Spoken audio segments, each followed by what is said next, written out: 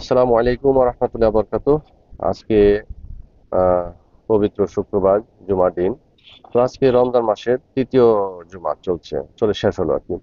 তো সামনে আর একটা জুমা আছে আমাদের, রমজানের উপলক্ষে রমজানের শেষ জুমা আমাদের সামনে আর একটা আছে। তো যা হোক, আজকে কিন্তু মসজিদে পরিপূর্ণ মুসল্লি একরাম ছিল। সবসময় এরকম থাকে আসলে জুমার দিনে। তো আগামী জুমা, যেটা হচ্ছে রমজানের শেষ জুমা।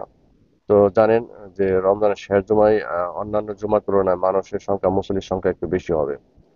তো এই জন্য প্রবাসী ভাইদেরকে বলছি, যারা আপনার মুক্তিপাদকে আছেন, আহ, মুক্তিপাদক এরিয়ার ভিতরে যারা আছেন, আহ, আর রওদা আর রওদা মসজিদের আশেপাশে যেসব আমাদের প্রবাসী ভাইরা আছেন, তো আগামী শুক্রবার, আপনারা জানেন কি জানেন না যে মসজিদে কিন্তু প্রতিদিন, প্রতি শুক্রবার দুইটা করে জামাত অনুষ্ঠিত হয়, জুম্মার জামাত। যেহেতু মানুষ বেশি, এজন্য প্রথম জামাতের পরে দ্বিতীয় জামাত হয়। তো সামনের শুক্রবারে সেম একই পদ্ধতিতে দ্বিতীয় জামাত হবে। এর জন্য হয়তো অনেক ভাইরা জানেন না বিষয়টা, যে দুইটা করে জামাত হয়। অনেকে ভাবেন হয়তো টাইম শেষ, প্রথম জামাত শেষ, আমি আর যাবো না বা চলে আসেন। তো এরকম ভুল করবেন না। প্রথম জামাত শেষ হওয়ার পর আরেকটা জামাত হয়, সেই জামাতে শরীক হওয়ার চেষ্টা করবেন।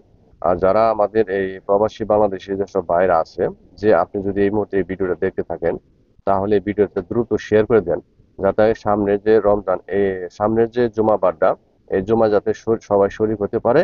এবং কি, ধৈর্য হারাতে বলবেন না।